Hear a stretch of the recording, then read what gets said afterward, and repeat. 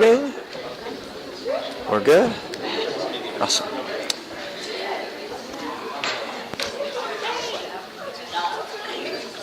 All right, now what I'm going to do next is I'm going to complete the thought I began the very beginning of the class about the teleological argument, the argument for design. Now, I purposely moved this to the section about science and the Bible, science, and the Christianity because, well, it seems to fit there pretty well. So remember, we had a number of arguments for the existence of God, the moral argument, the cosmological argument, the teleological argument, the argument which is the argument from design, the ontological argument, the argument from desire, and all these other things. So we're going to now delve into the argument from design. Okay?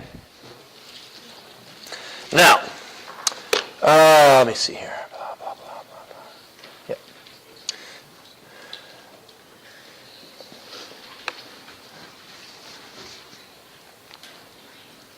All right. So I'm going to present two possible explanations of the reality as we know it. And the reality as we know it is we're sitting here on our pews eating our bagels. And how did we get here? Okay, one view would be summed up by a friend, Thomas Huxley, who's a good friend of Charles Darwin. By the way, when people say Charles Darwin was an atheist, that is certainly not true. He was somewhat, if you read his stuff, he was probably a deist. He might have been kind of an agnostic/deist. He seemed confused himself.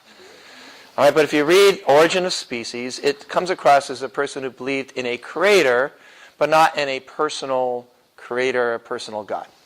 Not that it really matters. Anyway, Thomas Huxley, grandfather, the guy who read in 1984, Aldous Huxley or Julian Huxley. Anyway, he said, "We are as much the product of blind forces as is the falling of stone to the earth, or the ebb and flow of the tides. We just happened, and man was made flesh by a series of singularly beneficial accidents." This is the materialist view. This is the atheist view. This is the view of the scientific materialist who says the only things that are real are things that can be measured and seen and explained by natural laws and by science. So this view is that it's just a sheer, utter accident. There's no purpose, no design, just molecules bouncing off of one another. Okay, another statement of this comes from our famous friend Richard Dawkins, who said, "In the universe of blind physical forces and genetic replication, some people are going to get hurt, other people are going to get lucky. You won't find any rhyme or reason to it. In other words, no design, no purpose underlying it, nor justice." At least Dawkins is honest. He agrees, like I said earlier, that if you're an atheist, justice is a meaningless word. Thank you for being honest, Richard. I appreciate that. "The universe we observe has precisely the properties we should expect if there is at the bottom no design, no purpose, no evil, no good." This is a clear statement of materialism. Materialism does not mean me, money, money, money, big houses. Materialism means that you believe the only things that are real are things that can be measured, seen, observed directly. Okay, nothing but blind, piteous indifference. DNA neither knows nor cares. DNA just is, and we dance to its music.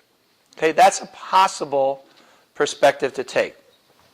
Then I presented what I called the watchmaker argument. All right, I talked about that a little bit, and the watchmaker argument brings up this idea of the anthropic principle. I teach about the anthropic principle in my Science 110 class, and I say the anthropic principle is a proposed answer to the question why. Science doesn't answer why.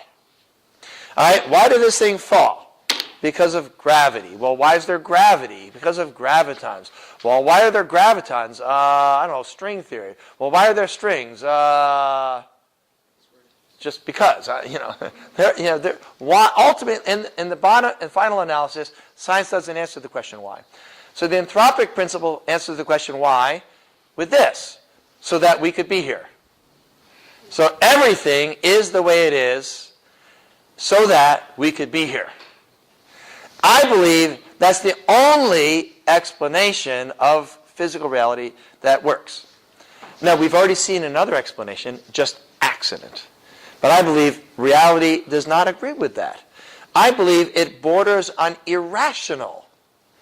It takes so much more faith to reach that conclusion than it takes faith to believe that Jesus was raised from the dead and God's in control. That's like, man, that's almost nothing on the faith scale than to believe what Richard Dawkins and others believe. So the anthropic principle says there's clear evidence for design. And the reason there's clear evidence for design is because it was designed. Therefore, it was designed. Remember, the anthropic principle doesn't give us Christianity. The anthropic principle gives us God. A God who's intelligent and powerful, personal, maybe, maybe not. The anthropic principle doesn't answer that. Okay? Good. Now, I believe that the pocket watch is not a good analogy, not really. I think a better analogy would be the 747. Which has more complexity and working parts to it, a bacteria or a 747? The answer is a bacteria is much more complex. A bacteria is a nano factory of unimaginable complexity and intricacy. So I'd say the chances of life coming about, as Thomas Huxley said, through a long series of singularly beneficial accidents, the chances of that happening might be similar to this. Let's imagine you have a junkyard with wood and metal and glass and paper and dirt and blah, blah, blah. And a tornado comes through there, kind of stirs it all up. Boom! 747. Right. Thank you for laughing. All right? But I'm telling you, the amount of design behind a 747 is arguably of a lower level than the amount of design in the simplest conceivable living thing. So the atheist believes these things could occur by mere random chance. I'll just tell you right now, I don't agree with that. Okay? I don't agree with that at all. This is Anthony Flew. I mentioned him earlier. He's the most ardent and public atheist from a philosophical and scientific perspective throughout the mid and late 20th century. And in 1984, he basically said there's clearly a prime mover. There's a designer. Why? Because he finally admitted the anthropic principle is too powerful to ignore. Not that one person's opinion should influence you per se. So we can think of the universe as like a finely tuned universe with many, many instruments all working in concert, without which if you had one instrument that's not tuned correctly, if you have a good ear, you listen to that, you go, oh. All right, good. Now, this doesn't have all the chemistry. Did I do it again? Did I put a bunch of stuff in here? Oh, man. That's all right. That's cool. I don't need the pictures. I'm going to go back. Yeah. I should have done a different version. That's all right. Here you go. Now, let me talk about some facts. For example, I'm a chemist.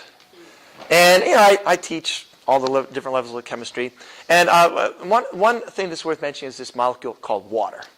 Okay, now water has roughly a dozen properties that only water has that no other molecule has. And every single property that water has that no other molecule has, and there's millions of others, is essential for life. For example, water is interesting. Water is bent at around 105 degrees. If water was linear, then it would boil around minus 150 degrees. We'd all instantly vaporize and there'd be no life. Now, in order for life to exist, physicists would tell you that the only temperature range within which life can exist is roughly minus 20 degrees centigrade to 80 degrees centigrade. We got close to that edge here. Anyway, that's because we're wearing all kinds of, clothes and stuff. And in order for life to exist, there has to be a liquid, a solvent within which chemicals can move around in order to sustain life. You can't have a solid thing be alive or gassy, so it'd have to be liquid. It'd have to have a solvent. And it just so happens that water dissolves a wider range of molecules than any other.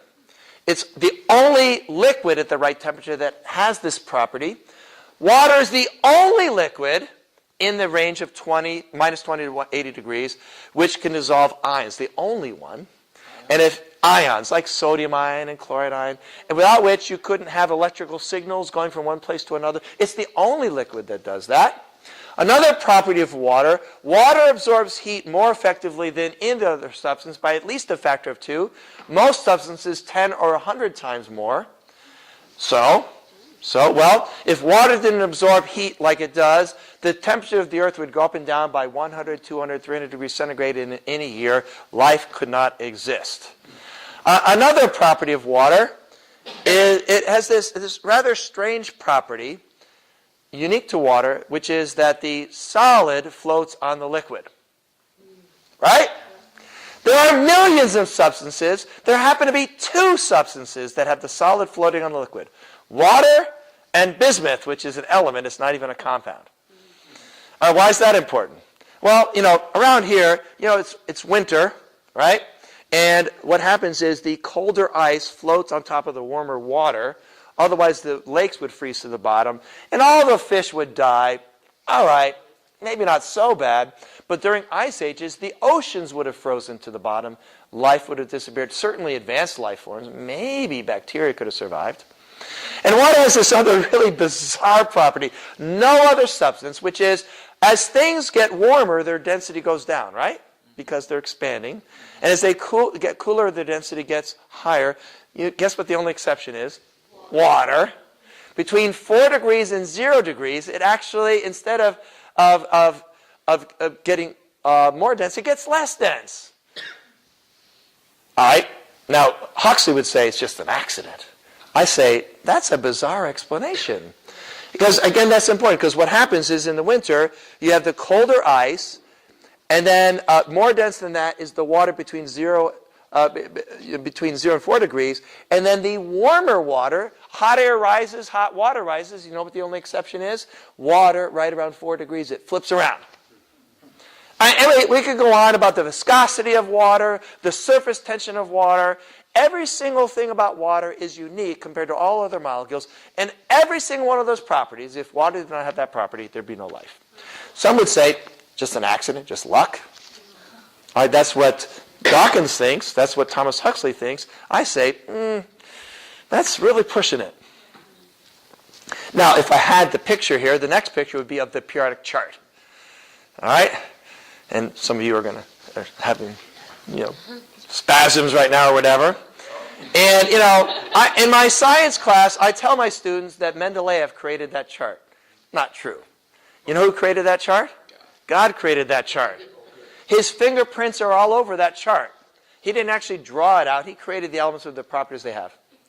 There are at least 20 elements I know that have a property that no other element has. And if that element didn't have that property, there'd be no life.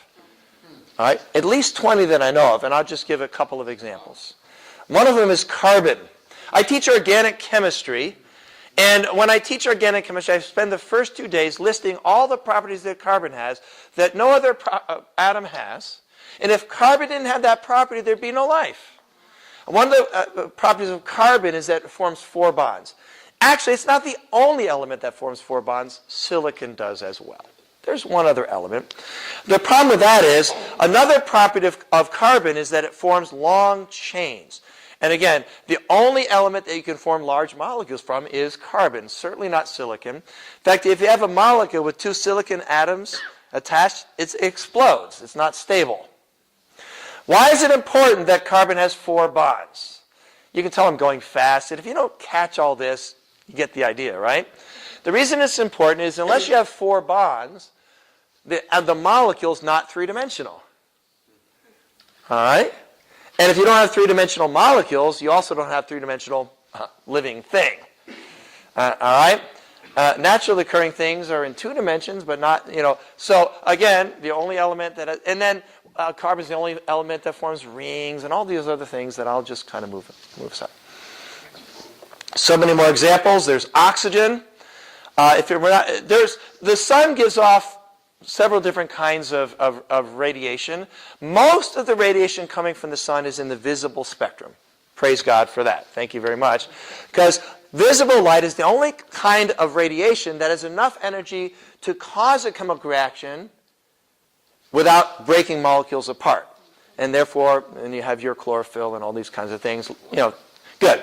But the sun gives off two kinds of energy or radiation, if you will, that are not so good for life. One of them is this the hard ultraviolet. But oxygen has two forms. It's so cool. It's two forms, not one, two.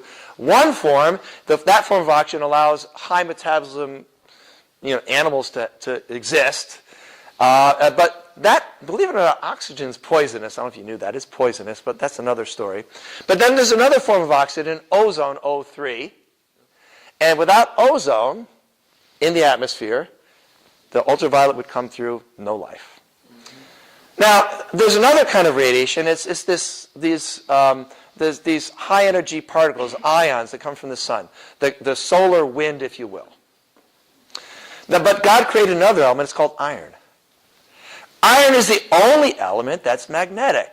Now, there are other elements that have a very, very, very, very slight magnetism, but the only element that creates a strong magnetism is iron. That's totally essential to life. Otherwise, how would you keep your homework on the refrigerator? No, that's not what it is. Because the fact is, the Earth has a fairly strong magnetic field. And I'm not kidding, folks. The magnetic field of the Earth is a force field that deflects these ions around the Earth. One of the biggest problems in taking a mission to Mars is that you're going to leave that force field, and you have to provide strong shielding. And even when you're there, you can't stay outside of your little thing you built for more than a little bit of time. Otherwise, you'll be exposed to radiation. Here's such a cool coincidence. It just so happens the only element that is magnetic, allowing life to exist on the Earth, is also the most stable element. 100 different elements, 92 naturally occurring, and it just so happens iron is the most stable element. Why is that important? Because if it was not the most stable element, it wouldn't be the most common element in the Earth. The Earth would have only a very, very weak magnetic field, and again, no life. I could go on and on. I'll just give one more example. Uranium. Now, you probably think uranium is dangerous. It is. It's not as dangerous as you think, actually, because it has a half-life of 4.5 billion years. So it's not very radioactive. Again, lucky for us. Because, the Earth is roughly how old, probably, according to science? 4.5 billion years. Wow, what a coincidence. What a coincidence. It happens to be the half-life of uranium. Because if uranium was not radioactive, the Earth would be cold all the way down to the middle. There'd be no plate tectonics. You say, well, I don't like plate tectonics. Right? Fine. If you don't like plate tectonics, go to Mars. No atmosphere. Not fertile soil. Because what plate tectonics is this vast recycling system that recycles the minerals from inside the Earth. Otherwise, maybe bacteria could make it, but certainly not advanced life forms. Not only that, if it were not for plate tectonics caused by the heat released by the uranium inside the Earth, we wouldn't have an atmosphere. Also, that'd be a little bit problematic. So again, good job, God, on that one. Anyway, I could go on and on, but you kind of get the general idea. All right? Now, where's the stuff about DNA? Man, I keep doing the wrong. I gave you the wrong one again, but it's my total fault again. It's all right. So next, let's imagine I showed you a picture of DNA. All right? DNA. You know about DNA. A, G, C, T, and then DNA. What an amazing, beautiful, elegant, fantastic design.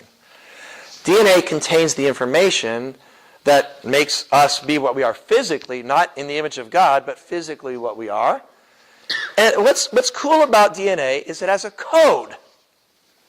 The A, the G, the C, and the T, adenine, thymine, guanine, and cytosine, these are a code. 3 of them combined determines the identity of an amino acid for building a protein. Now, let me ask you a question. Could a code be created by random molecules bumping into each other? Could anybody believe that? The answer is yeah.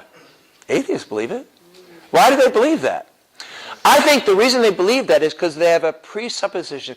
Only circular reasoning could have ever produced this crazy conclusion that this code that contains the information that makes people alive happened by molecules bumping into each other randomly. That doesn't make sense. It really doesn't. Now, here's the thing. The job of DNA is to make proteins. Now, let's think about it. The human genome, around 3 billion base pairs. But let's be fair to the skeptic. Let's allow you could at least conceivably have a living thing, maybe as few as 50 million base pairs. Bacteria closer to 100 million. Let's say, all right, 25 million if you want. I don't think so, to be honest with you. I don't think you'd have a self-sustaining living thing with 25 million base pairs. We'll just say 25 million. Now, the chances of 25 million base pairs coming together with a correct sequence in order to create enough information for a living thing, the chance of that happening by accident, by simply randomly joining A, G, C's, and T's, would be like taking 25 million letters, throwing them in the air, and when they landed on the ground, you could read them and it would make sense. Remember I said it's like the 747 is a better analogy to what would have had to happen than the pocket watch? You're beginning to get a feeling for why that is.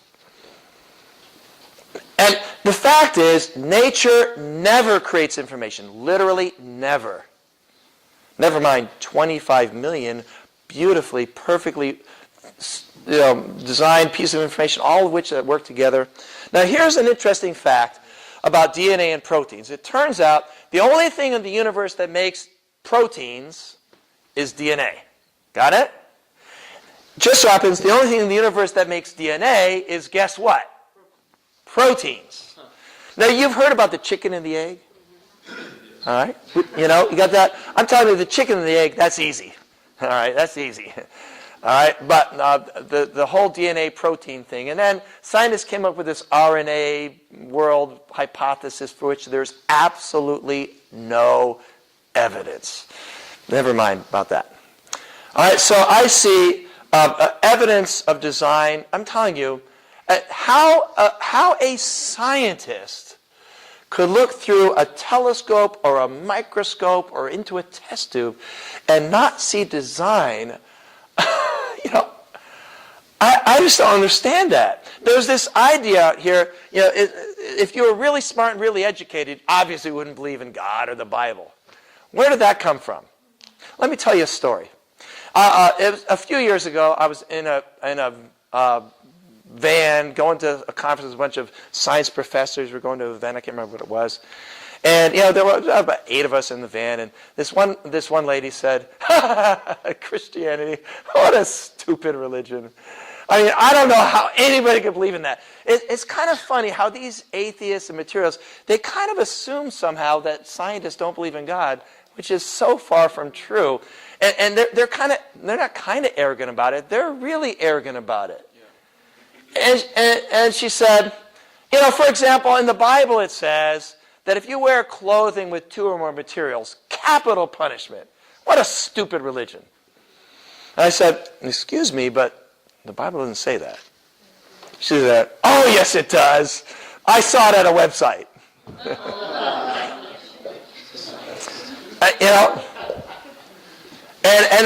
So you know what I did? I pulled out my Bible. Nice. Now, could you find the one in Leviticus that talks about the clothing of 2? Could you find that one? All right, I found it. All right. Now, luckily, I had my original NIV, the 1978 NIV, the one that I've been reading for 20 years by then. So all I knew, to be honest with you, I didn't know chapter and verse. I knew it was on the right-hand side of the page, halfway down. So if it had been this Bible, I would have been... I don't want to overstate my great Bible knowledge. It was a little bit lucky. I opened up the Bible, I read it. It talks about that. It doesn't say capital punishment. It says don't do it. It doesn't say capital punishment. And then I said, people always say there's all these mistakes in the Bible. I've read the Bible through, I don't know, at least half a dozen times. I haven't found one yet. I don't know what they're talking about. It got very quiet in that van. But you see, this is so typical. These people laugh at Christianity.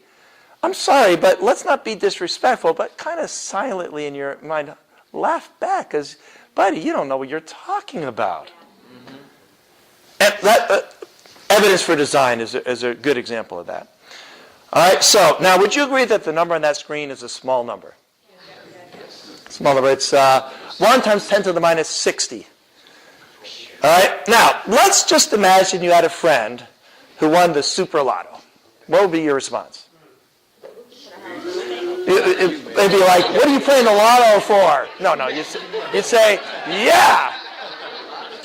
Now, what if your friend won the super lotto the next week as well? What if they won the super lotto 6 weeks in a row? They're in jail. They're in jail. They wouldn't make it 6 weeks. Now, this number is less likely than winning the super lotto 6 times in a row. It happens to be the probability of a particular fact of the universe being true. All right, and these things were discovered in the 60s, 70s, 80s, 90s. They keep getting discovered new examples of this. It turns out, again, this is all based on the Big Bang model. You know, whether the Big Bang even happened, I'm prepared to say I don't know. But I would say this, the evidence leads in that direction for what it's worth. Anyway, the Big Bang model, I'm trying to explain all this. Turns out, if the bottom line is, going like this, and gravity pulled that matter back together. It turns out, if the force of gravity was bigger than it is by that fraction, then the universe would have collapsed almost as soon as it was created. If the force of gravity was smaller than it is by that fraction, the universe would have expanded forever and galaxies and stars would not have formed. So the probability by sheer accident of having the force of gravity be correct is roughly that, but really that's not even enough because you have to understand the size of the force of gravity is so small. I'm not going to, never mind, I was about to say some other reasons why it's even more improbable. Forget it, it's too much physics. All right, so I won't even bother to say that. So it's kind of like this. If I was a betting person, and if I was betting that God does not exist, there's your odds. Super lotto 6 times in a row. I wouldn't go with that bet personally. No, I wouldn't. A dominant force on astronomical scale, all this stuff here needs a very close balance. If it's bigger than by 1 part in 10 to the 60, it's smaller. All right, great. Gravity is fine-tuned to 1 part in 10 to the 60th. Now, don't try to read the information on that screen. That's not the point. The point is there are, 35 or 40 and counting parameters that define how the universe works. All of which, if you change them just a little tiny bit in either direction from where they are, we wouldn't be here. All right, the amount of charge in the universe. According to the Big Bang model anyway, the thing that led to the creation of electrons is completely different from the thing that led to the creation of protons. And yet the number of protons and electrons is balanced to something like 1 part in 10 to the 40th. And if they were off by the tiniest amount, there'd be no molecules, there'd be no life, etc. There's the nuclear strong force. That's the one that holds the protons and the neutrons together. Protons repel. Neutrons are like the glue. Again, if that nuclear strong force was bigger than by about 5%, it's not 1 part in 10 to the 60, it's like 5%. If it was bigger by about 5%, so 1 part in 20, then there'd be no hydrogen, only heavier elements, obviously no stars, no fusion, no light, and no life. If they were smaller than it is by about 5%, there'd be only hydrogen and no other larger elements, and again, no life. And the list kind of goes on and on and on. At some point, you kind of have to say, man was made flesh by a singular series of beneficial accidents? Yeah. All right, if you try to do numbers, and at some point doing numbers, it's meaningless to do numbers. But if I simply take those two things, the amount of electrons and protons, and the size of the gravity force, multiply those two, that's 10 to the minus 100. All right, in the entire universe, with 100 billion galaxies plus, each containing on average more than 100 billion stars, there's roughly 10 to the 80-something, I think 10 to the 82nd particles. The total number of electrons, protons, neutrons in the entire universe. So the chances of having the universe have the right gravitational constant and a number of electrons or protons by accident would be picking out of all the protons and neutrons and electrons in the entire universe with 100 billion galaxies, each with 100 billion stars, picking one by accident. It'd still be something like 100 trillion times more likely to pick that one correctly than it would be to have those two parameters have the right value by sheer chance. And there's people who believe it just was by accident. And here's a question, why is there even gravity at all? Never mind having the right value. In fact, science doesn't answer any why questions, and I'm sorry, but they beg the why question. So to me, the anthropic principle is fairly powerful.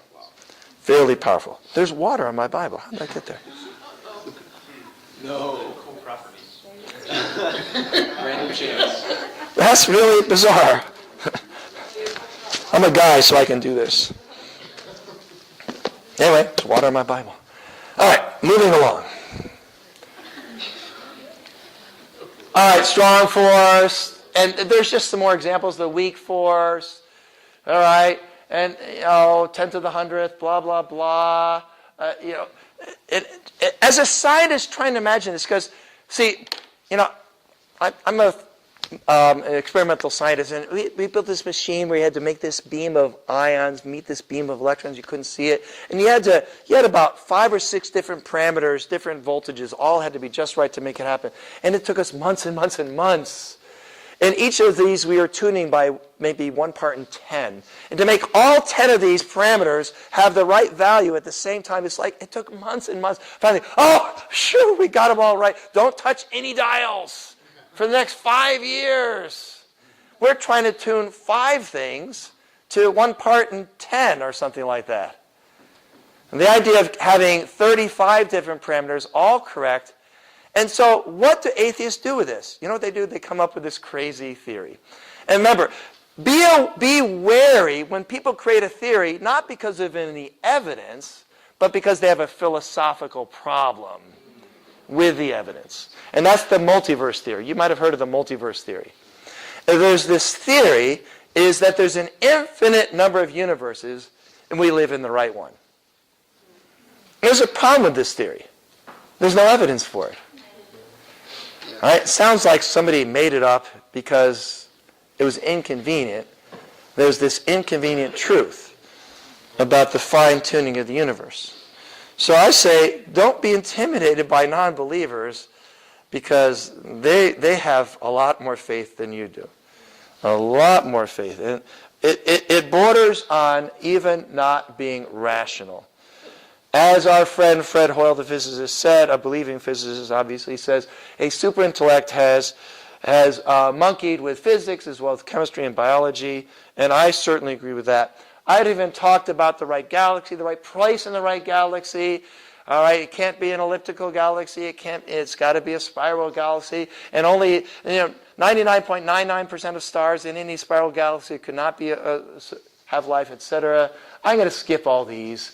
The right star, the right location star, blah, blah, blah. This is some other great information. The right planet, temperature, the right size moon, the right distance of the moon, blah, blah, blah. Oh, here's that other. Remember I said, oh, man. That's where those drawings were. Okay. This is about carbon being so amazing. This is about water being so amazing. And the earth and the elements. Oh, man. Here's that force field created by the magnetism and all that. There's the DNA and the protein. So I see, if I was doing the public presentation, I'd say the only thing that makes proteins is DNA. And the only thing that makes DNA is proteins and blah, blah, blah. But I didn't do that. And all right, we're moving along. All right. This is talking about the fact that the universe creates order. The universe creates order spontaneously. It does. All right? Those crystals have a lot of order to them. What the universe never creates, and I don't care who disagrees with me, they're wrong. The universe never creates is information. You can look as far as you... Now, living things which have information can create more information. All right? That's true. But information being created from random things never happens. All right? Conclusion. Since the creation of the world, God's invisible qualities, eternal power, divine nature have been clearly seen, being understood from what has been made, so that man are without excuse. Now, I'm not going to say to my atheist friend, there's no excuse for you, but that's what the Bible says. And again, I wouldn't say that to them, at least not to their face. All right, now, next section, and this is the last thing we'll do before our lunch break, I assume. Yep. We might have a little bit of time. We'll see. I want to talk about science in the Bible. I'm not going to spend much time here. All right, but I want to talk about science in the Bible just a little bit. Now, here's a statement. Here we go. Here's a statement by Dallas McCown. He's a well-known scientist / biologist / atheist. And he said, Christianity is scientifically unsupported and probably insupportable, philosophically suspect at best, disreputable at worst, and historically fraudulent. Now, I want to talk briefly about his statement that Christianity is historically fraudulent. And my question to this person who's not here, as a rhetorical question, is, do you have an example? You, Dallas McCown, who probably doesn't know the Bible at all, virtually, and maybe not even know a lot about history, I don't know, but you just said the Bible is historically fraudulent. My response would be, all right, thank you. Do you have a single example? Do you have a single example of a historical event recorded in the Bible which we know from other historical sources is not true? Why do people say this kind of stuff? They're going to have to answer for themselves. Philosophically suspect at best and disreputable at worst. So the claim is, the claim is that Christian philosophy, also known as Christian theology, is very, very bad philosophy, but postmodernism or modernism, those are much, much better philosophy. Well, that's what the next class is going to be about. We're going to talk about worldview. We're going to ask a clear, hopefully clear-headed question, which is a superior philosophy or worldview? The Christian one, the materialist one, the postmodernist, the Eastern worldview, pantheism, dualism. Which worldview explains the facts about the universe the best? Which worldview answers the questions people care about the best? And which worldview would create the more ideal person, if you will? And I would say on every count, biblical theology is, excuse me, Dallas, but I just happen to disagree with you on that. But he's saying Christianity is scientifically unsupported and probably insupportable. Okay? That's the claim. And again, I would say, awesome, thank you for saying that. Do you have a single statement in the Bible which is unsupported and insupportable from science? Okay, I guess so. I don't know. God loves us. I'll admit it. I can't support that from the Bible. But I believe that when the Bible makes statements of direct implications of a scientific nature, it's never wrong. That's my opinion based on having looked at it a fair amount. Now, here's the Papyrus Ebers. This is sort of like a PDR of Egypt, Physician's Desk reference. Now, scholars would tell you of all the ancient cultures, the Chinese and the Egyptians probably had the most advanced knowledge related to medicine and medical type questions. All right. Now, more important to our study would be the Egyptians, simply because Moses was called out of Egypt, and Moses, if I understand it correctly, received the book we now call Leviticus. All right, and so let's look at some of the knowledge from Papyrus Ebers, which would represent the highest level of achievement of knowledge of medicine in the ancient world in the time frame where and when Moses lived. Let's see some of their prescriptions. Okay, great. To prevent hair from turning gray, let me see. Anoint it with the blood of a calf which has been boiled in oil, or with the fat of a rattlesnake. Obviously, you've not been using that stuff. You haven't been using Grecian formula either. Okay, good. Now, do you think that would work? I don't know. I don't think so. a mixture of 6 fats, namely those of the horse, the hippopotamus, the crocodile, the cat, the snake, the ibex, to prevent hair loss. Now, clearly, I've not been using that stuff. Now, women, this is so that the men will be more attractive, right? Would you hang out near a guy that's got that stuff on their head? I don't. Ew. All right. Now, let's look at some other medicines. What's in the little black bag that doctors carried around in Egypt? Let's see. All right. Lizard's blood, swine's teeth, putrid meat, moisture from pig's ears, human excrement. All right, we got an infection. Smear some human excrement on there. That might help. Now, that's kind of funny in a way, but it's really more not funny than it is funny. That's really tragic. Average lifespan, roughly 20 to 25 years. Okay? Now, by the way, I would imagine a very, very small percentage of their treatments actually worked. Some of the Chinese herbal medicines do have some effects, but obviously the vast majority of them are totally not scientific, have no effect. Many, many of them are extremely harmful. All right? Now, what about the Jews? Now, see, the skeptic believes that the Bible is human wisdom created by ignorant people. My friend John Clayton, I mentioned him earlier, the most well-known apologist in the mainline church, he was an atheist. He worked for Madeleine O'Hare. I don't know if you know who she is, but she was the most politically influential atheist back in the 60s and 70s and 50s. He worked for her. He was the head of the Atheist Society of Indiana, and his parents were both ardent atheists, philosophers at Columbia University, atheists. And anyway, he was writing a book called The Bible, a book written by ignorant people in an ignorant age. And in doing his research, guess what happened to him? He became a Christian. All right? And some of the evidence that caught his attention, of course, was the evidence that I'm going to present to you here. So let's talk about that. You know, there's a passage, it's in Exodus 15:26. God says, if you obey the laws I'm giving you today, I'm going to bring on you none of the diseases of the other peoples. That's interesting. All right, and, you know, if I try to think, what cultures have been around for 3,500 years? Chinese, the Egyptian, Jewish. That's it. But somehow there's one of those three that doesn't really seem to fit very well. People try to wipe them out again and again and again. They kept coming back. Now, I believe God's providence is part of that. I don't think you can simply explain it on the medical laws given to the Jews, but I think part of it is that when they followed God's laws literally, they avoided many, many of the diseases of the other people. Here's the interesting fact about this. Two interesting facts. Number one, God didn't tell them why. He just says, do it. And if you do, it turns out you don't get the diseases.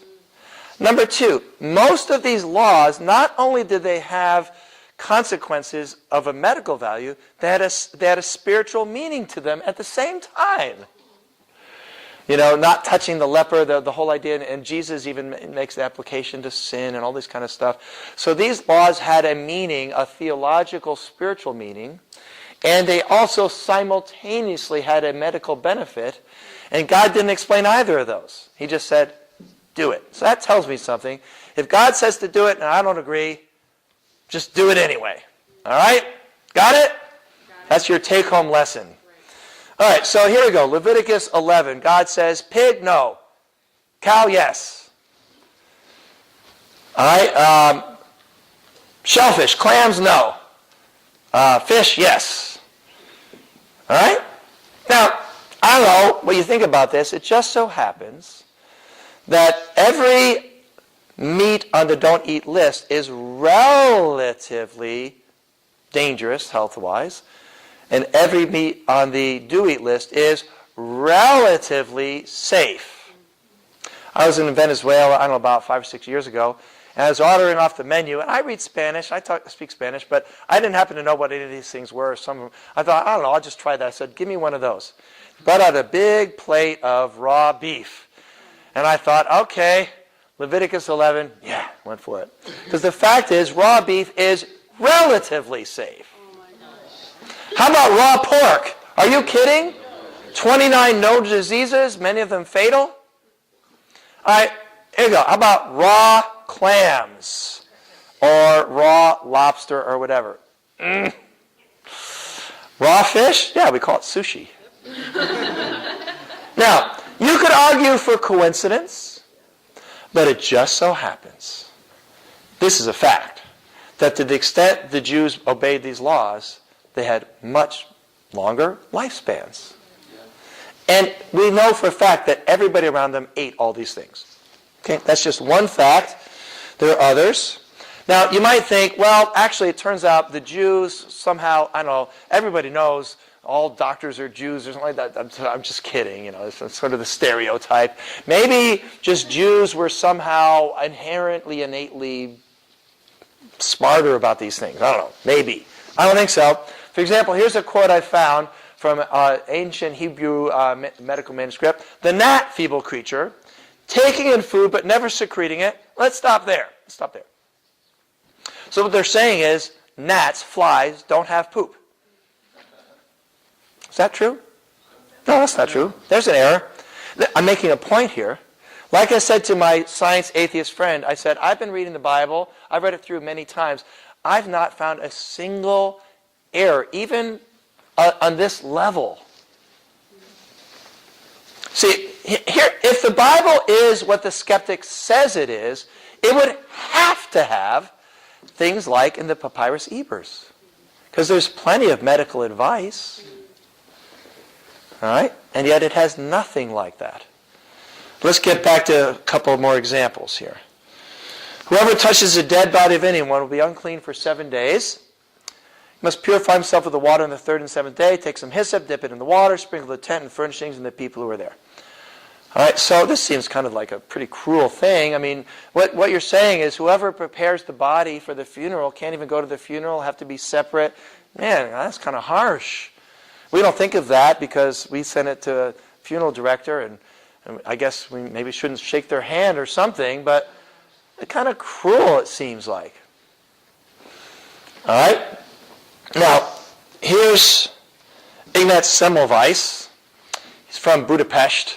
I used to say that he was from Serbia, and he did live in Serbia for a while, but I was teaching this lesson in Budapest, and I said he was from Serbia, and somebody interrupted me and said, no, he's from Budapest. And then later that day, they took me to his house. I guess I don't have the picture. No, I don't. They took me to his house, so I guess he's from Budapest. But anyway, he's working in a hospital in Vienna, and it was a woman's hospital. The death rate in that hospital was 18%. In other words, more than 1 out of 6 of the women who went into the hospital, almost 1 out of 5, who checked into the hospital died in the hospital. That's pretty bad. And there's a reason that they didn't have children in the hospital back then. It's not because they couldn't afford to go to the hospital. It's because they couldn't afford to have somebody come to their home to have the baby in the home, which was much safer. Now, this is in the 1850s, when the concept of germ theory was just coming into use, Louis Pasteur and others. So Semmelweis, applying this concept, said maybe the doctors are spreading the disease. What they did in the hospital is they'd come in the morning, go down to the morgue, check the woman who died the night before, and then go up and do their medical rounds. You can imagine. So what he said is, whoever touches the dead body is unclean. Wash their hands thoroughly with soap and water. The death rate went down to 4%. Then he argued, well, maybe even between living patients. Now the Bible says when a woman gives birth, she's unclean for 7 days. Even when she has her period, she's unclean. Why? Because everybody knows that God hates women, and Paul agrees with that. Right? When a woman gives birth, extremely susceptible to fatal infection. Thank you, God. All right? So Semmelweis said, every single time you touch a female patient, it works for a male as well, but every time you touch a patient, clean your hands. They were cleaning their hands dozens of times a day. If you go to his house, there's a museum there. You can see these porcelain things he designed to do this. The death rate went down to 0.5%. They fired him. He died of a blood infection not long afterwards. They should have called him a hero. Now, here's an interesting thing, all right? 1 out of 6 dies. Obstetricians said it's due to bad air. They said the women are just all hysterical. A typical male thing there. Now, the prescription was this: water, ashes from the red heifer sacrifice, and hyssop. Hyssop is an herb, a little bit like thyme. It's very, very oily. And if you mix hyssop with ash and water, that makes soap. All right. Fine. Well, it just so happens that hyssop, the oil in hyssop has 10% thymol. There's the compound. Now, when I teach organic chemistry, this is called a phenol. And it just so happens that phenols are very strong antiseptic. All of them are, thymol particularly. You know that smell in the hospital? You know that smell? It's thymol. So God's prescription, if you touch a dead body, is to wash yourself all over on the first day and on the seventh day with a powerful antibacterial soap. Aha! Okay. And people say the Bible's scientifically unsupported and insupportable and all that kind of stuff. Okay, if you say so. Okay. All right, let me see. How about, as long as he has the infection, he remains unclean, he must live alone, he must live outside the camp. Quarantine. Again, horribly harsh and cruel. Leprosy. Okay? Now, in Europe, in the 1600s, there was a group of monks who were reading the Old Testament, and leprosy was endemic to Europe, as it was everywhere except the New World. And they thought, let's try it. Let's just try quarantine. Within 2 generations, leprosy had disappeared in Europe. Okay? Again, biblical wisdom here. Okay? So those who say the Bible's scientific, unsupported, insupportable, I'd say, okay. Now, one more example. I don't know how many more examples I have here. I'm just going to do one more. Oh, yeah, there you go. That's leprosy. Leprosy was not did not kill the most people. It was the most feared disease in the ancient world because of the way it killed people. By the way, it's bacterial. It's easily cured with antibiotics. All right? Here we go. The life is in the blood. I'm going to skip that. That's a cool one. The life is in the blood. The Bible said the life is in the blood. Medical science said the disease is in the blood. So what they did was they did, leeching. All right? The Bible said the life is in the blood. Medical science said the disease is in the blood. And guess what? The life is in the blood. That's where your immune system is in the blood. The worst thing to do when somebody's got an infection is to do leeching. But I want to finish this thing. I want to get to my last example. All right, this is my last example. All right, for generations to come, every male among you who's 8 days old must be circumcised. 2 questions. Why circumcision? Number 1. Number 2, why on the 8th day? Okay, well, why circumcision? I don't know. Now, it just so happens there's the spiritual meaning because, circumcision is a prefigure of baptism.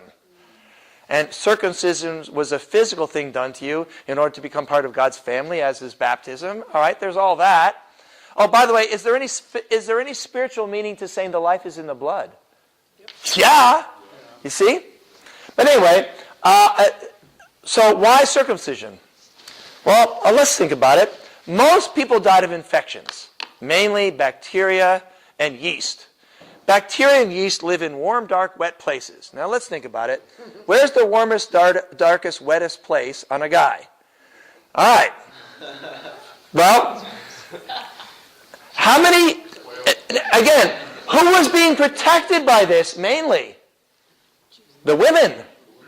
The women. More than the men, but both. Okay, did you know there have been several studies that show AIDS spreading is reduced 60% simply by circumcision. From male to female. 60% reduction. Simply because of circumcision. All right, so I got that. Fine. Well, why the 8th day? Again, the Bible doesn't say why, so we're left to speculate. But I'm a scientist, and I know a little bit about this. Not a whole lot, but a little bit. It turns out if you were to cut an infant, the chance of them bleeding to death is very high because the vitamin K does not pass through the placenta. All right? Now, the vitamin K doesn't form the clot. Prothrombin does, but vitamin K makes prothrombin. There's a little bit of prothrombin in the baby, but not much, and there's no vitamin K. Baby's born. Baby eats from mommy. Bacteria goes into the large intestine. Within a few days, vitamin K forms and prothrombin forms.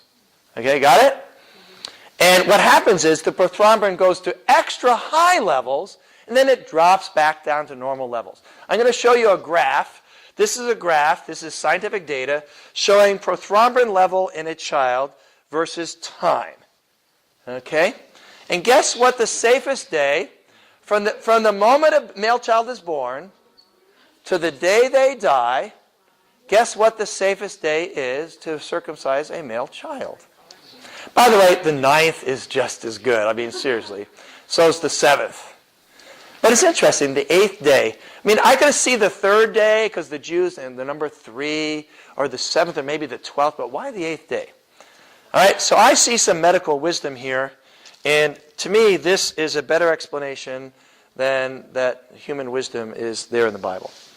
All right, so I've got other stuff here. The Bible and cosmology, science and other religions, which is interesting, and Hindu cosmology. I'll skip all that. So I'll take some questions. Yeah. Did you have a question? Yeah. No, I wasn't. All right. Any questions? Does that one speak for itself, I guess? Yeah, go ahead. With God making like the pigs and everything clean again in the New Testament, is there any, like, why would you assume maybe because like modern technology advanced a little bit, or? Well, first of all, Jesus declared all foods clean. Yeah. Okay? And you have to understand there were theological things going on here, and God was preparing a particular people for his own. And that period of theological history is over. God's not doing that anymore. And these laws that did have the impact of having the Jews live longer, and therefore having the Jews be able to increase in number over time, God chose to not apply that across the board. Okay, that was God's decision, I guess, to not put these laws on people in general. Now, pork, if pork is cooked thoroughly and is treated using modern techniques, pork is relatively safe. But I still say cook it through, at the very least, so there's only a little bit of pink. Okay? And again, it's probably wise, even I eat rare. I like rare beef. I like that. But if you want to be as safe as possible, you would cook that. Even beef you'd cook at least till it's at least a little bit pink. Okay?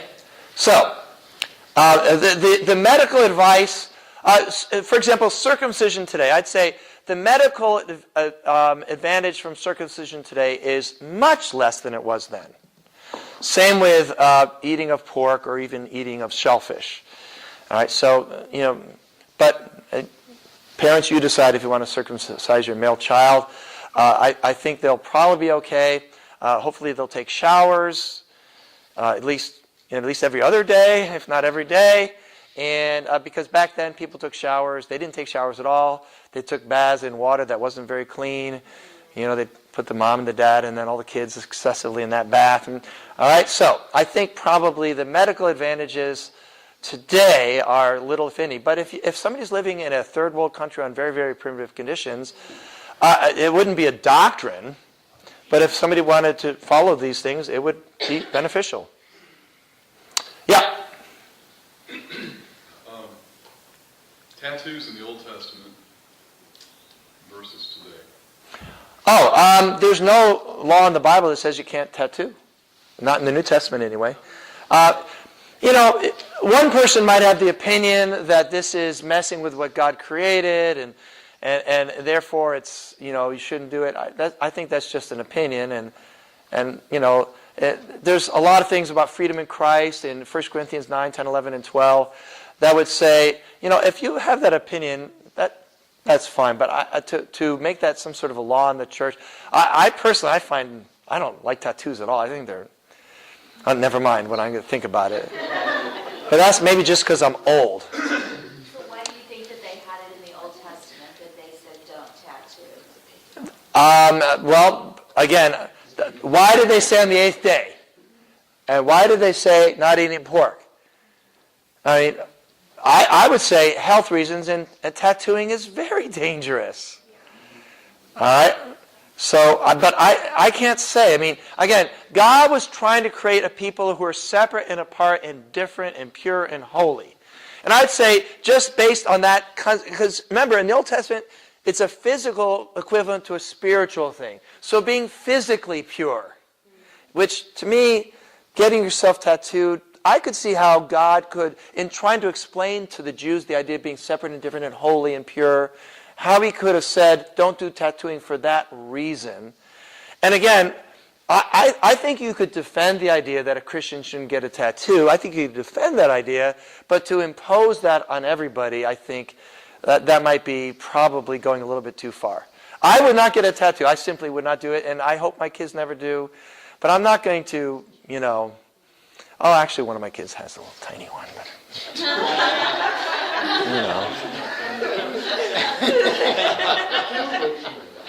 The evangelist in our church has a tattoo right on his arm. He did it a couple of years ago after he was already an evangelist. Anyway. Wasn't tattooing at the time a pagan kind of ritual? Sure, it was associated with paganism. Yeah, so that makes But sense. there's a lot of things that could have been associated with paganism, like, I don't know, eating beef or something. Just because it was associated with paganism doesn't necessarily make it sinful. But sure, God chose the things that were in paganism that would have been temptations to them to worship something other than God. God ruled out completely. And probably tattooing was associated with certain religious rites. So that might be another reason he said to not do it. For us, in our culture, tattooing is not associated with any particular religious rite. So I would say there are probably regions in the world where getting a tattoo would arguably be sinful.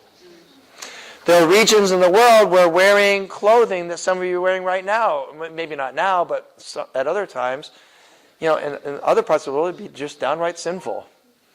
All right? And so, God gives room in the New Testament. He gives us principles, and the principles of not causing somebody to stumble, the principle of conscience. That's why, eating meat sacrificed to idols was very problematic. Not from God's perspective. Like Paul said, what's an idol? It's nothing. So meat sacrificed to nothing is meat that's had nothing done to it.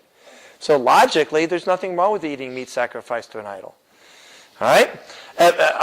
On Thanksgiving dinner, if we have an alcoholic coming over to our house, we don't serve wine. Hello? Okay, yes.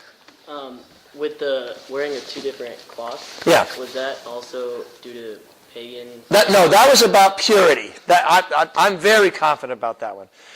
Mixing things. There's so many laws against mixing things. It's like God says, don't mix with the pagans. And then he gives them about 17 different physical things. Like, in case you forgot that I don't want you to mix, don't. And then there's the milk with the milk of the mother cooking the baby in that. That's about cruelty. That's about cruelty to animals. The Jews as a whole have a fantastic record about avoiding cruelty to animals. Why? Because of what it said in the Old Testament. Yes? Kind of going off the tattoo question. Do you ever get What about piercings in the ears for guys? I'm sure that's terrible. No, it had nothing to do with All that. right. So the verse before talking about tattooing, do you ever get questions first about you shall not shave around the sides of your head or disfigure the edges of your beards? Again, these were things that were being done by the pagans. Probably they had very important religious significance having to do with idolatry. Now, I may not be able to tell you exactly, but I bet you could go into archaeology somewhere and find a certain haircut that was around back then that was associated with Baal or Ashtoreth. I may not be able to tell you in every case, which thing. And so to some extent, I think if you were a Jew living in the 15th century BC, you kind of go, yeah, I can see that. I may not be able to answer every question. I'd say most of them I could. But see, I couldn't have told you about the 8th day until this scientific knowledge, and that's fairly recent knowledge. So how could we have answered that question in the year 1900? We'd have to just say, I don't know. But I think, as you delve in deeper, you find so many layers of reasons and inspiration behind all these things. You just kind of go, wow, I bet there's a good reason for that as well, even if I don't know it. Yeah? I was just going to bring up the scripture that I looked up on the phone. It's it's about the garments. It says, nor shall you garment of mixed linen and wool come upon you. Yeah. That could actually be about the wear pattern and how they weather too. All right. Linen and wool. All right. Wool's made organically. All right. Could be. And linen's made differently. Could be. And I'm pretty sure there was a theological principle involved. There may have been a practical one. That wouldn't surprise me a bit.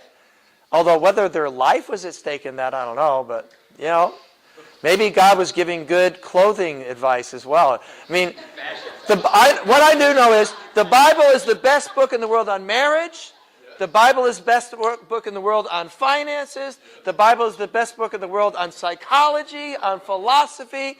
Maybe not on science, but on a lot of things. The Bible is the best book in the world on all those things.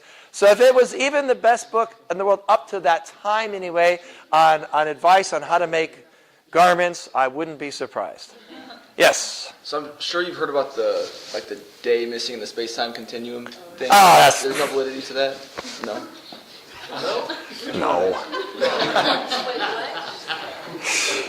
That's not you. It's like, oh, come on. Folks, we need to learn to be a little bit more. Not that asking the question is bad. You're a smart guy. The day missing. That's Christians trying to, yeah. Are you not going to? I think that one's at my web. You can read about it at my website. I'm pretty sure. Yeah, that's just totally bogus. That's false? That's false. That's false. Yeah. Just wondering if you would maybe speak a little bit on I think you touched on it a little bit, but God didn't tell the Israelites why with all these things, but just on the faith. God expected the Israelites to be faithful even without all of the whys. Exactly. There's a lesson there. Yeah. So, is there a question there? I wonder if you would speak on that a little bit. I think I already did. We know for a fact that the Jews inferred a number of whys from that. For example, they inferred that they should not have cruelty towards animals in general from the specific law about cooking a calf in the milk of the mother. All right? And also this whole kosher system that they devised was an extrapolation based on them inducing some principles, general spiritual principles from the laws. So the Jews were quite aware that these were not simply rules for the sake of rules. They were quite aware of that. We know that because we can read what they wrote. But they missed a number of them. They obviously missed the thing about the 8th day, and I doubt they were aware, for example, that these meats were also causing diseases. All right? So, I don't have much more to say than what I already said about that. Okay? Yeah? About the sun standing still. Well, that's the thing with the day. That's the thing. That's what we're talking about, yeah. Yeah, again, if that happened or how it happened, I don't know. Anyway, there's no evidence for that. There's no evidence for that. I don't know how you would have evidence for that. But all I know is that supposed explanation, that is completely bogus. I believe that happened. I'm not sure exactly what happened. It could have been possibly that, so many amazing things happened. It was so memorable. It's like, it was as if time stood still. It could be that's really what's going on there. It was as if time stood still. I believe God could slow down. Of course, it's not the sun standing still, obviously, it would be the earth. I'm a little bit skeptical that he actually... I'm kind of doubtful that's actually what happened, but I'm not going to say that couldn't be what happened. But I do know that God gave them great victory that day, and He occasionally killed more people by the hail coming down than they had to kill by their soldiers. I believe all those things happened. So that would be an example of what you defined a myth as being, is a simplified explanation for they had a really long battle. Maybe. But I'm going to have to be I don't know on that one. There's a number of things I have to say I don't know. And one good thing, a rule of thumb, is when you don't know, say, I don't know. Now what I want to do here is we're going to break, we broke around 1, I want to break a little earlier than 1 today. 12:30. So what I'm going to do is I'm going to introduce the next section just to give you a feeling for it. I'm not going to get very far into it. All right? So I want to talk about worldview here a little bit. So remember I said the next one, is it good to go? All right? Very good. Yes, that's going to be this afternoon. In fact, what I'm going to do is I'm going to the extent I have to cut this one short to do that one, I'm going to. Okay?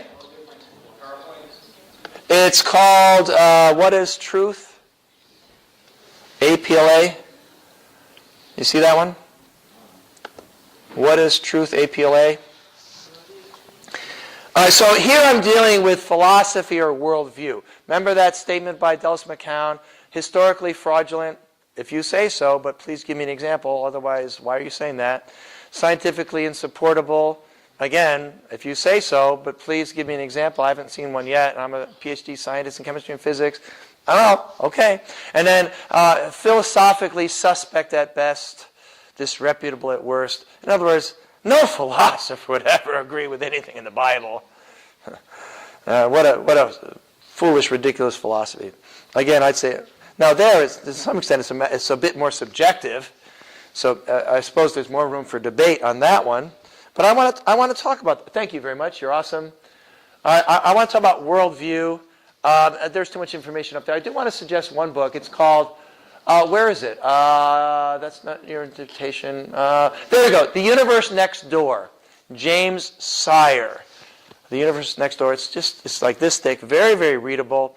It's kind of a primer, if you will, on worldview. All right, and there's different kinds of apologetics, but one of the most useful kinds of apologetics is worldview apologetics, which basically, well, let me define what worldview is before I go into that.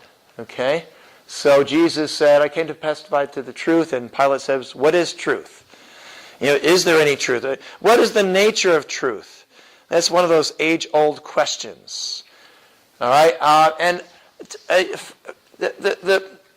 the philosophical things I bump into in my life on campus has to do with postmodernism and scientific materialism. But also we should become increasingly aware, I think, of Eastern worldviews and other worldviews. All right, and so these are things I want to at least deal with on some level here. There's naturalism and scientism. I already talked about that a little bit. Worldview. All right, the perspective one uses to process and interpret information received about the world.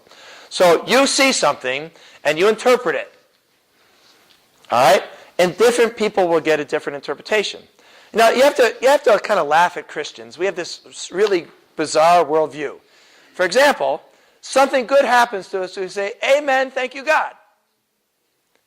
And then something bad happens to us, and we say, "Amen, thank you, God." You have to admit, that's kind of strange. But that's because of our worldview.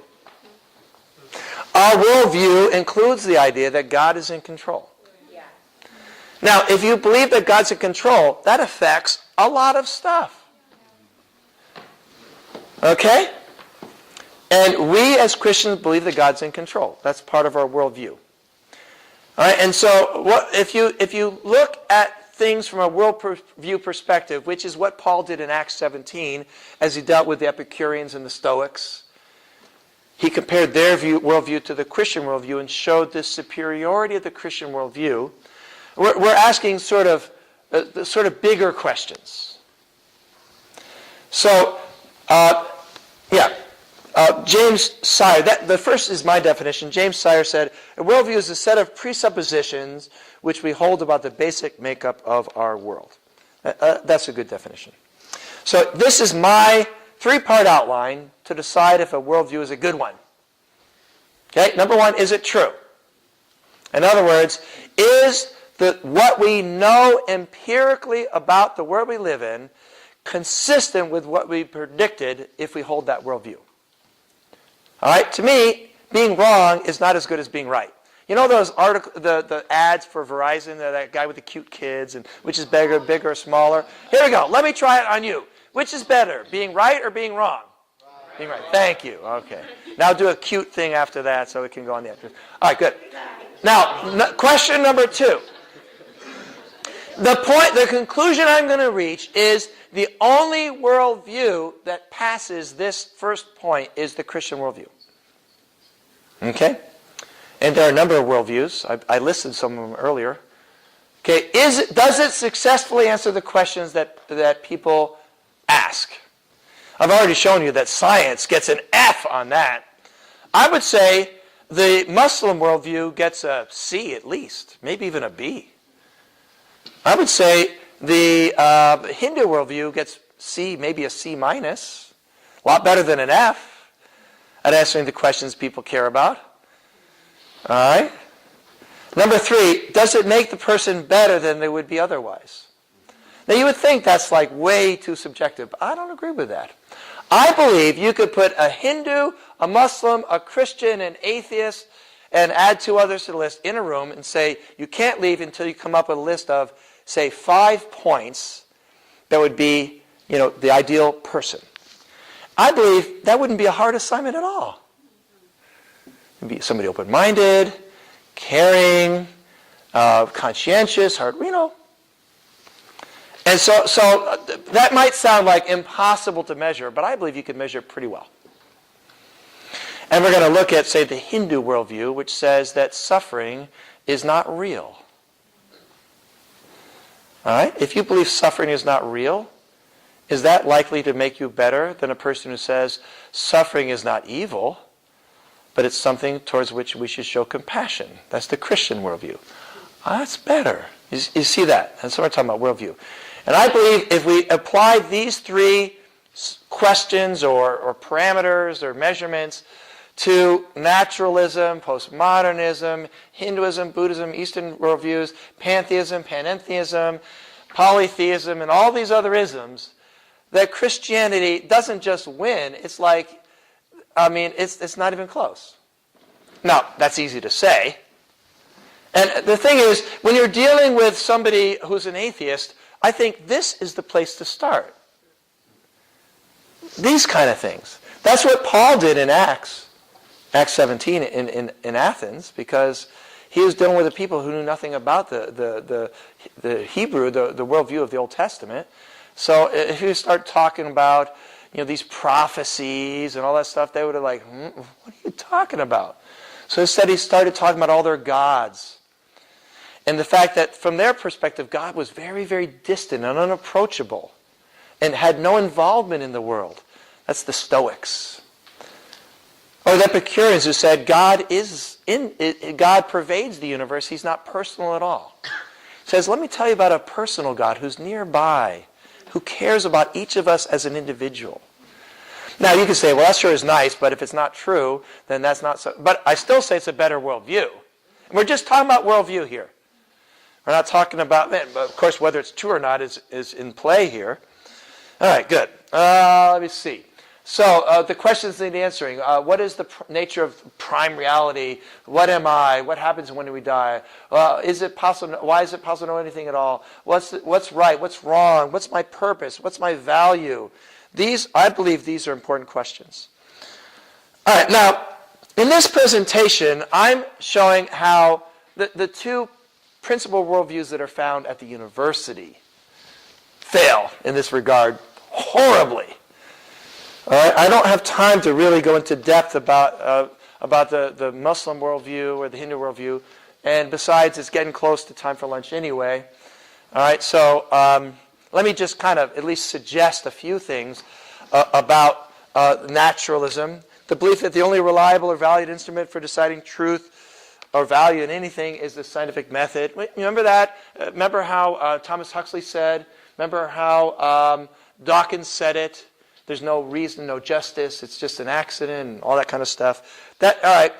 That's so much better than the Christian worldview. Oh, yes, because it's so true, and because it answers those questions people really care about, and because it makes you a better person. Excuse me? First of all, is it true? Is it true that the only reality is physical reality? And all right, then why does the universe exist? How do you explain that? How do you explain the fact that just the gravitational constant and the existence of proton and electrons alone is fine-tuned to 1 part in 10 to the 100th? Seriously, is that worldview explain the facts about the universe better than the Christian worldview? I mean, the Bible, since 1500 BC, said the universe was created from nothing, and then Hebrews 11:3 just confirmed it. By faith we know that what is seen was made from things that are unseen. The Bible had that right before science had that right. Science didn't even get that until the 1930s. All right? And so this idea that naturalism or materialism has a more accurate description of the world, that it answers the questions that we care about better than Christianity, that makes us better people? Because if it's true, there's no basis for morality or ethics. Well, maybe ethics, but certainly not morality. I mean, if you accept the materialistic view, then why not rape somebody? Why not? Because remember, if there's any purpose at all, if everything's just molecules bumping into each other, if there's any purpose, it's to make as many copies of your genes as possible. Under this materialistic assumption, why not rob people? Why not? I mean, what moral thing says that's wrong? Are we serious? Do we want to live in a world where it's actually accepted by the general population that there's no right and wrong? Is that going to be a better world? Does materialism answer questions such as, what is my value? What's my place? Why am I here? It says the reason you're here is just for no reason at all. Well, that really helps me out. It really gives me a reason to live and do anything for that matter. You know? Might as well be a stoic. All right. So we exist as material beings in a material world, all of whose phenomena and consequence of material relations among material entities. In a word, the public needs to accept materialism, which means they must put God in the trash can of history, where such myths belong. Okay. So your worldview is better than the Christian worldview? What about suffering? I mean, how are we going to explain suffering from this worldview? It just happens, you know? Now, I'll admit that explaining suffering from the Christian worldview has its problems, but oh my goodness gracious, you know? I mean, most suffering is not random. It's because people are doing wrong things. And when you do wrong things, it brings in suffering. That works for me. Why is there violence? Because of hatred and sexual immorality. And I pardon me, but if man and woman lived, without sex before marriage and then stayed faithful to each other for life, how many social parameters would go in the right direction if we would do that? How many? All right, let's just be honest about the facts here. And this is a better worldview? Come on. And the funny thing is, some Christians are intimidated by these people. That's interesting. I already read Dawkins. Postmodernism, that's a better worldview. It's the worldview that there is no correct worldview. That's pretty confusing. It says all truth is relative. According to postmodernism, if enough people believe something, then it's true. And remember our friend McCown, who said philosophically suspect at best or disreputable, blah, blah, blah. I mean, obviously, postmodernism is a much better philosophy, right? Because it says nothing is true. Well, forgive me, but remember, one of the parameters for something being a good worldview is that it be true. All right? So they're saying the things that scientists have discovered it's only because their culture, they believe in the Big Bang, so they make the Big Bang true by believing in it. All right? They make the existence of electrons true by believing in it. I know. I'd like you to test your postmodern philosophy. Let's get 50 people together, and they all agree that gravity is not real. They're totally convinced. And let's just go to the edge of a very tall cliff. Let's test your philosophy. See if that's better than the Christian philosophy. Again, seriously, postmodernism, it's now, by the way, there's good things about postmodernism, just so you know.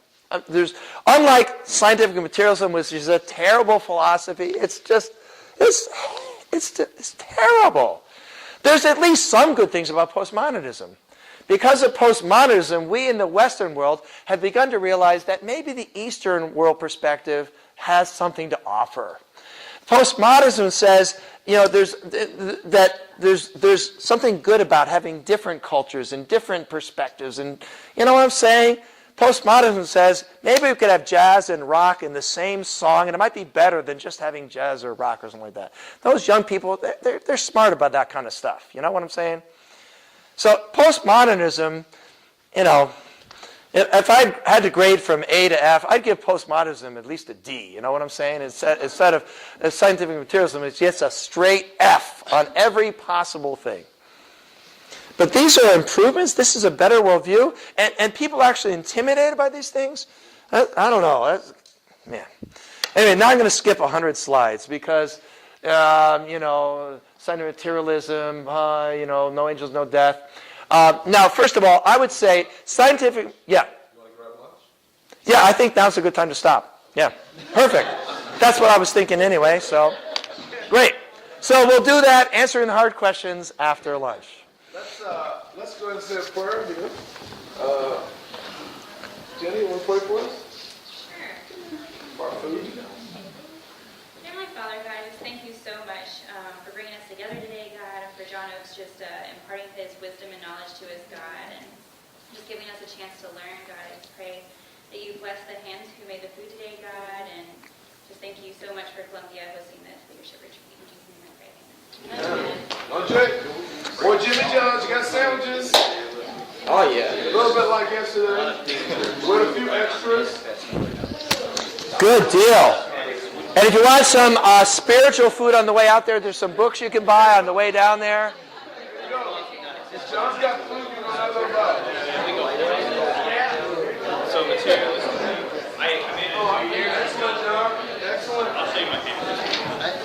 Excellent, sir. Well, thanks. So we'll take a little shorter break, get back, because you got to leave at 3. Yeah, but we're in pretty good shape. 6:45? Huh? You said 6:45? Yeah. You leave? Okay, it won't take more than 2 hours to get to All right. St. Louis. I'm confident of All that. right. So you don't want to be there much before 5. Yeah, oops. As long as we leave here by 3:30, we'll be fine. All right, I'd rather leave by 3:15 if we could, but Okay, gotcha. awesome. All right, great. Stop.